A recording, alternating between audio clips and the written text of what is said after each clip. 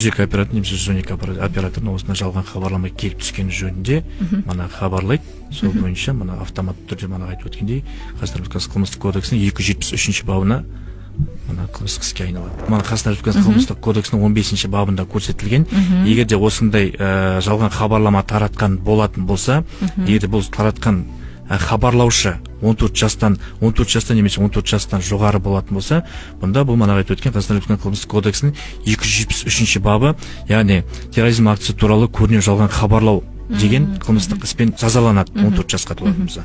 Сонымен қатар, егер де мана 14 жасқа толмаған болатын болса, 13 жаста, 12 жаста деген сияқты сондай жаста болатын болса, бұл жерде бұл баланың, жасөспірінің ата-анасына мана Қазақстан Республикасының әкімшілік құқық бұзушылық туралы кодексінің 127 бабы арқылы әкімшілік жауапкершілікке тартылады. Қандай сомада? 15-20 айлық есептік көрсеткіш. 50 мыңға шу.